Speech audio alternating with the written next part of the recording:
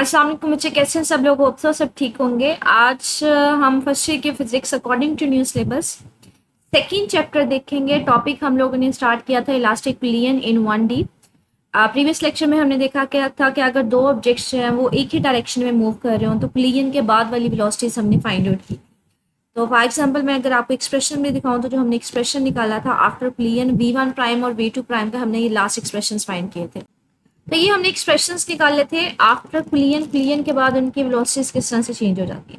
आगे बच्चे हमारे पास कुछ केसेस हैं जिसमें आपको सिचुएशंस दे रहे हैं कि दो बॉल्स हैं, वो किस तरह की हों, उनकी स्पीड क्या हो कि जिसके बाद पिलियन करने के बाद उनकी वेलोसिटीज जो हैं वो चेंज हो जाए। तो आपको सिचुएशन दे दी जाएगी, इनिशियल उनके मैसेज बता दिए जाएंगे कि कौन सा ऑब्जेक्ट बड़ा है कौन सा छोटा है, उनकी इनिशियल स्पीड के बारे में बता दिया जाएगा। आपने फाइनल स्पीड निकालनी होगी। तो वो देखते हैं। फर्स्ट हमारे पास केस है। फर्स्ट केस कह रहा है कि सपोज करें आपके पास m1 is equal to m2 है, कि दो ऑब्जेक्ट्स हैं और दोनों के मैसेज सेम है।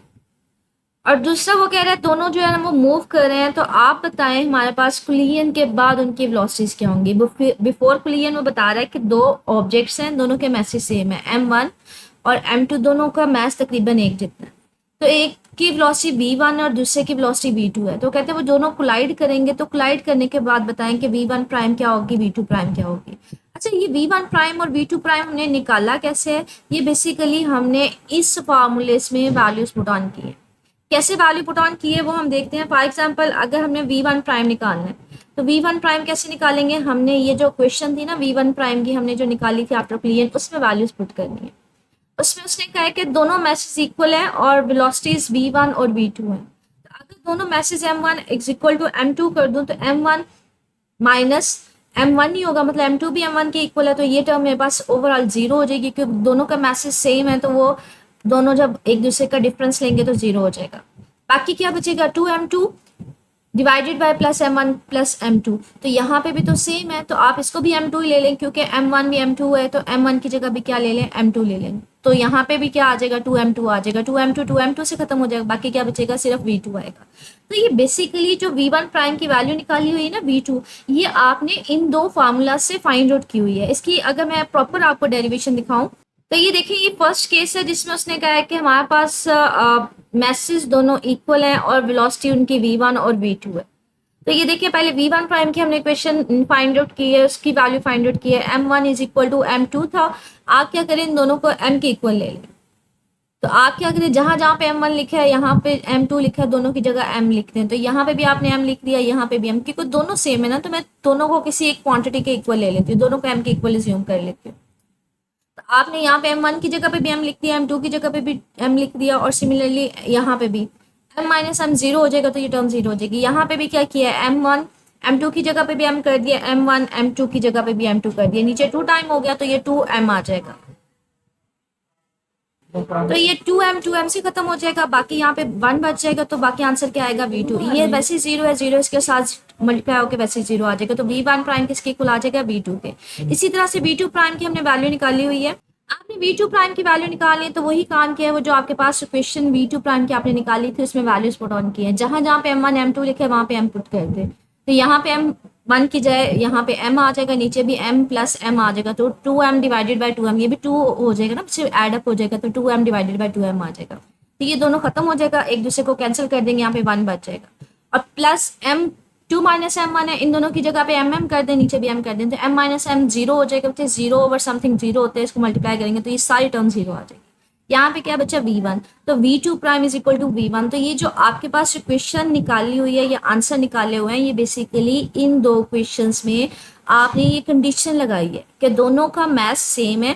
आपने दोनों का मैथ इक्वल कर दिया किसी थर्ड क्वांटिटी m के इक्वल, कि मैं दोनों को किसके इक्वल कर देती हूँ? m के इक्वल कर देती हूँ। तो जहां जहां पे m1 या m2 लिखा था वहां वहां पे m करके हमने उसको डिराइव किया। ये फार्मूले जो वैल्यूज आई हैं ये हमारे पास v1 प्राइम की या v2 प्राइम की, ये कहीं से नहीं लिखी, बेसिकली ये इन दोनों क्वेश्चन से ड्राइव हुई हुई है। तो यहाँ पे लिख भी रहा है फ्रॉम क्वेश्चन 2.32 एंड 2.33 के इन दोनों में से ड्राइव। अब हमें आंसर क्या आ रहा है? कहता है कुलियन के बाद उनकी वेलोसिटीज किस तरह से होती हैं। कुलियन में हमारे पास इसकी वेलोसिटी, कुलियन से पहले m1 की v1 थी और m2 की v2 थी। जब इसके साथ जाके कोलाइड करता है तो ये अपनी वेलोसिटी इसको दे देता है और इसकी वेलोसिटी खुद ले लेता है। तो ये क्या कर रहा है? ये देखें, पहले ऑब्जेक्ट की जो वेलोसिटी है v1 प्राइम, वो दूसरे ऑब्जेक्ट की वेलोसिटी के इक्वल हो गई है। और दूसरे ऑब्जेक्ट की वेलोसिटी जो है वो मेरे पास फर्स्ट ऑब्जेक्ट के इक्वल होगी, तो वो इंटरचेंज उन्होंने अपनी वेलोसिटीज कर ली है।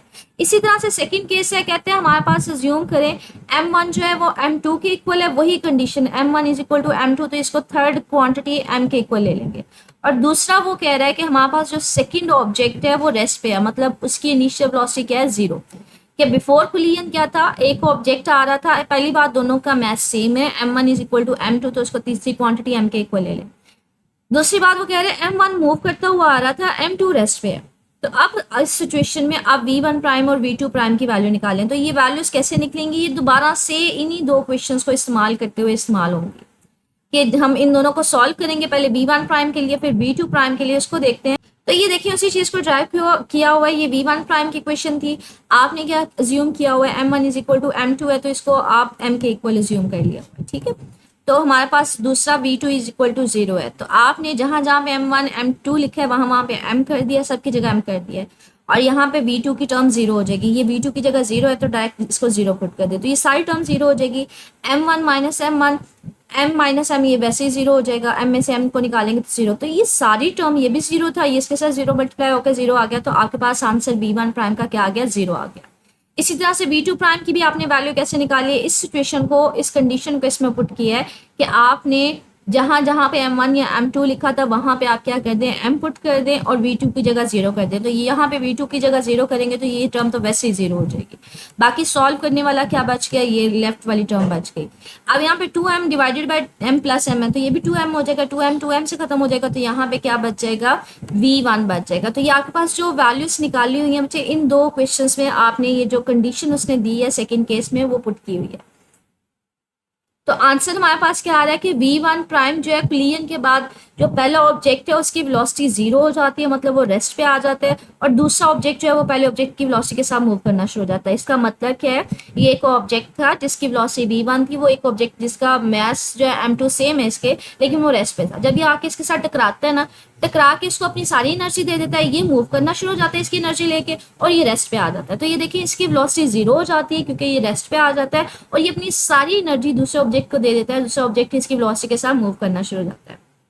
तो ये जो मैंने अभी बात की है, ये सारी इसी बात को स्टेटमेंट की फॉर्म में दे रहा है कि जब हमारे पास दोनों का मैसेज सेम होता है और m1 जो कोलाइड करेगा दूसरे ऑब्जेक्ट के साथ जो कि हमारे पास रेस्ट पे है, ठीक है, तो हमारे पास क्या करेगा, कोलिजन करने के ऊपर वो क्या करेगा, उसको अपनी सारी एनर्जी दे देगा, वो उसकी एनर्जी के साथ मूव करना शुरू हो जाएगा और वो खुद रेस्ट पे आ जाएगा, ठीक है। तो इनिशियली m1 मूव कर रहा था, कोलिजन के बाद वो क्या आ जाता है, वो रेस्ट पे आ जाता है, और m2 पहले रेस्ट पे था, वो बाद में मूव करना शुरू हो जाता है। तीसरा केस है, हमारे पास कंडीशन उसी तरह से दी हुई है, कहते हैं when a light body collides with the massive body at a rest. कहते हैं एक बहुत छोटा सा मैस है m1 जिसकी वेलोसिटी v1 है, वो एक बहुत बड़े मैसिव जिसका ऑब्जेक्ट का मास बहुत बड़ा है उसके साथ कोलाइड करता है, लेकिन ये मैसिव ऑब्जेक्ट उसने क्या बोला हुआ है, हमारे पास 0 पे है, मतलब वो मूव नहीं कर रहा। एक छोटा सा नन्ना मुन्ना सा ऑब्जेक्ट है जिसका मास बहुत कम है, वो वेलोसिटी के साथ आता हुआ इसके साथ कोलाइड करता है। अब बताएं कोलिजन के बाद क्या होगा। तो दो सिचुएशंस है, कंडीशन में दो चीजें दी हैं, एक तो v2 इक्वल टू 0 है, और दूसरा कि हमारे पास m1 बहुत छोटा है, बहुत बहुत छोटा है, कि हम क्या कहेंगे कि m2 बहुत बड़ा है एज कम्पेयर टू m1, के आप m1 को क्या ले लें, 0 ज्यूम कर लें। m1 को क्या ज्यूम कर लेंगे, 0 ज्यूम कर लेंगे। क्यों, क्योंकि हमने ये बात की है कि ये मास जो है ये हमारे पास कंपैरेटिवली m2 की निस्बत बहुत छोटा है, हम इसको 0 ज्यूम करेंगे।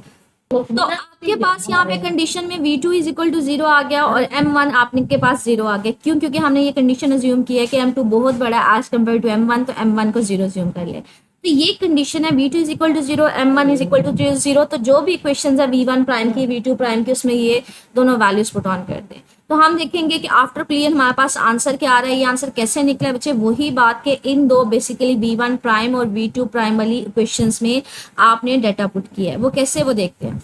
कंडीशन आपके पास क्या थी थर्ड केस में कि m1 को आपने 0 लेना है और दूसरा आपने क्या करना है, v2 भी 0 लेना है, ठीक है। कि m1 बहुत छोटा था, आपने उसको 0 ज्यूम कर लिया और v2 भी 0 है। तो v1 प्राइम में जहां जहां पे m1 है वो भी 0 कर दें और v2 वाली टर्म भी 0 कर दें। तो ये v2 वाली टर्म है तो ये तो डायरेक्ट 0 हो जाएगी, क्योंकि v2 की जगह 0 पुट करेंगे तो सारी टर्म 0 हो जाएगी।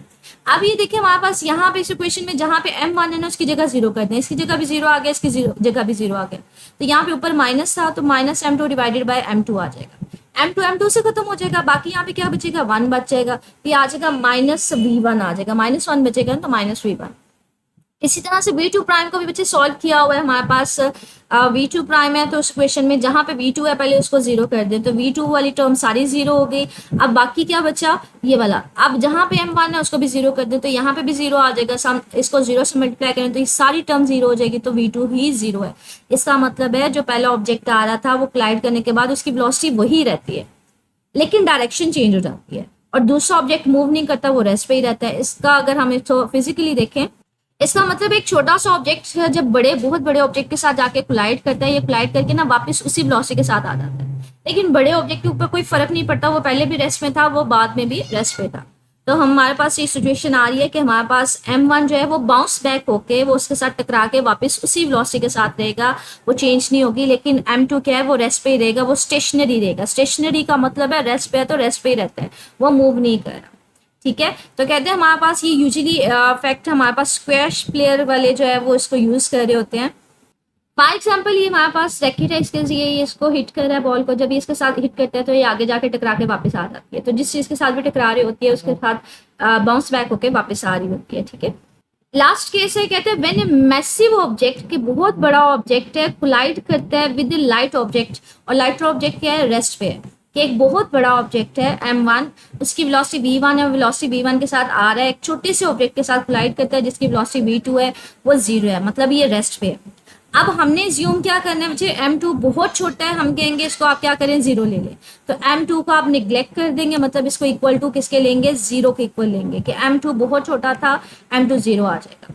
और V2 वो तो ऑलरेडी 0 है। तो अब आपने बताना है कि हमारे पास आफ्टर बुलियन क्या क्वेश्चन की वैल्यू आएगी, वही आप स्टिल दोबारा वही काम करेंगे जो V1 प्राइम की वैल्यू है और V2 प्राइम का जो ऊपर फॉर्मूला गिवन है उसमें वैल्यूज पुट ऑन करेंगे। तो वो देखते हैं, हमारे पास केस 4 है, उसको राइट डाउन करते हैं, आंसर निकालते हैं। तो यहाँ पे ये कह रहा है कि जब हमारे पास बहुत मैसिव ऑब्जेक्ट है और लाइटर ऑब्जेक्ट के साथ कोलाइड करेगा तो M2 को हम 0 ले लेंगे, V2 ऑलरेडी 0 है, इस वैल्यू को, इस कंडीशन को पुट करेंगे V1 प्राइम में, तो V2 तो 0 हो जाएगा। बाकी आप कौन सी टर्म 0 होगी, M2। तो यहाँ पे जहां जहां पे M2 लिखा है उसकी जगह 0 पुट कर दें, तो ये देखें इसकी जगह 0 कर दिए, M1 डिवाइडेड बाय M1 और V1 आ जाएगा। तो M1 से खत्म हो जाएगा, बाकी क्या बचेगा, V1 बचेगा। ठीक है, तो V1 प्राइम की वैल्यू क्या आ जाएगी, V1 आ जाएगी। और V2 उसी तरह से सॉल्व करेंगे, इसको भी V2 की जगह 0 पुट कर देंगे, इसकी जगह 0 पुट करेंगे, तो ये ओवरऑल आपके पास 0 आ जाएगा। अब आपने जहां जहां पे M2 है उसको भी 0 कर दें, तो यहाँ पे तो ऊपर तो नहीं था, नीचे ही सिर्फ था, तो यहाँ पे ये 0 आ जाएगा। बाकी क्या बचेगा, 2M1 डिवाइडेड बाय M1, तो M1 से खत्म हो जाएगा, 2V1 हमारे पास V2 प्राइम की वैल्यू आ जाएगी। अब ये रिजल्ट हमें बता क्या रहे हैं वो देखते हैं। तो कहते हैं हमारे पास रिजल्ट क्या आता है, पहले ऑब्जेक्ट की वेलोसिटी वही रहती है कोलिजन के बाद, लेकिन सेकंड ऑब्जेक्ट की पहले के निस्बत 2 टाइम हो जाती है। मतलब क्या है, हमारे पास एक बहुत ज्यादा हैवी ऑब्जेक्ट है, वो आता है, उसके रास्ते में एक छोटा सा ऑब्जेक्ट है जो रेस्ट पे पड़ा है, जब आके इसके साथ टकराएगा तो ये तो अपनी वेलोसिटी उसी तरह से कंटिन्यू करेगा, इसके ऊपर कोई फर्क नहीं पड़ेगा क्योंकि ये बहुत हैवी है, ये अपनी उसी वेलोसिटी के साथ चलता है। लेकिन जो इसके रास्ते में है छोटा सा लाइटर सा ऑब्जेक्ट पड़ा होता है जो रेस्ट पे था, वो जब इसके साथ जाके कोलाइड करता है तो उसकी स्पीड 2 टाइम हो जाती है इसकी स्पीड की निस्बत, ये बहुत ज्यादा स्पीड के साथ आगे की तरफ मूव कर जाता है। तो ये हमारे पास केसेस से 4 केसेस, V1 प्राइम और V2 प्राइम, आपने कोलिजन्स के बाद वाली वेलोसिटीज निकालनी थी जिसमें डिफरेंट सिचुएशंस दी थी कि 2 ऑब्जेक्ट्स हैं, उनके मैसेज सेम है, 2 ऑब्जेक्ट्स हैं, एक रेस्ट पे एक मूव कर रहा है, एक छोटा सा ऑब्जेक्ट बड़े ऑब्जेक्ट के साथ कोलाइड करता है तो वेलोसिटी में क्या आएगा, और एक हैवियर ऑब्जेक्ट छोटे ऑब्जेक्ट के साथ कोलाइड करता है तो हमारे पास क्या आएगा। अच्छा, ये ओवरऑल अभी तक बोर्ड में आज तो नहीं आया, ओवरऑल तो लॉन्ग क्वेश्चन बन सकता है लेकिन पूछा नहीं गया अभी तक। ये पूछा जाता है मोस्ट कॉमनली हमारे पास शॉर्ट क्वेश्चंस में। फॉर एग्जांपल आपको एक कंडीशन दे दी जाती है, when a light object collide with a massive body at rest, then after collision find out the velocity. So आपने ये फाइंड करना होता है, रिजल्ट फाइंड आउट करना होता है, उसकी 1 लाइन स्टेटमेंट देनी होती है कि आंसर आपको क्या बता रहा है। इसके अलावा हम कोई भी एक आपसे वो पूछ सकते हैं केस। इसके अलावा ये मोस्ट कॉमनली MCQ में भी पूछे जाते हैं रिपीटेडली, कि आपसे वो पूछ लिया जाता है M1 is equal to M2 and V2 is equal to 0, then V1 prime is equal to, तो नीचे ऑप्शन होते हैं 0, V1, V2 and none of this. So आपको पता होना चाहिए, पता कैसे होगा, आपको सॉल्व करना आना चाहिए। इसकी जितनी प्रैक्टिस करेंगे बच्चे उतनी ज्यादा क्लैरिटी आ जाएगी। तो ये मोस्ट कॉमनली जो केसेस हम चाहिए शॉर्ट क्वेश्चन में और MCQs में अभी तक पूछे गए हैं। ओवरऑल अगर चारों को मिलाया जाए तो लॉन्ग बन सकता है, लेकिन ये अभी तक लॉन्ग में पूछे नहीं गए ऐसा। स्टिल इसमें कुछ पूछ रहा हो तो मेरे से कमेंट सेक्शन में पूछ लीजिएगा। ओके, अल्लाह हाफिज।